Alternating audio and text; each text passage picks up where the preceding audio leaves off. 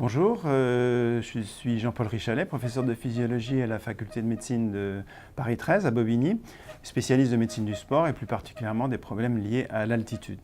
Donc ce que j'ai présenté lors de ces forums, c'est ce qu'on appelle le test d'effort en hypoxie,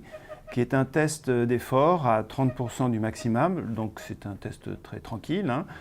qui simule une activité de randonnée, de marche, mais qui est en altitude simulée, c'est-à-dire qu'on fait monter les gens à 4800 mètres en faisant respirer un mélange hypoxique. Et à partir de ce test, on mesure des paramètres qui correspondent en fait à la sensibilité des chémorécepteurs carotidiens, qui vont donc déterminer la tolérance d'un individu à l'altitude. Donc à partir de ce test, qui dure une vingtaine de minutes, on calcule un score qui tient compte d'un certain nombre d'éléments cliniques, comme les antécédents du sujet,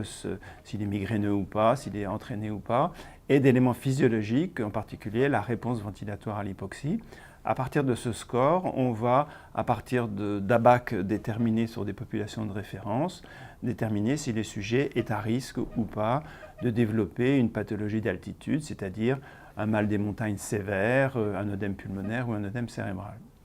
Donc, selon la valeur du score, on proposera soit une non-contre-indication, donc pas de problème,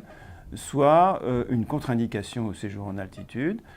soit des conseils adaptés, par exemple, de prévoir une acclimatation progressive, éviter les efforts intenses au début du séjour, et éventuellement prendre une médication préventive qui est l'acétazolamide, qui est un médicament inhibiteur de l'anhydrase carbonique et qui est bien connu pour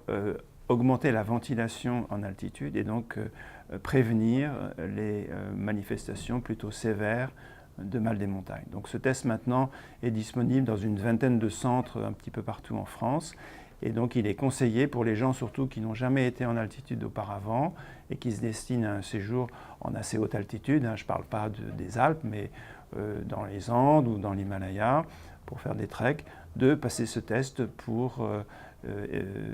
déterminer s'il y a une intolérance éventuelle au séjour en altitude.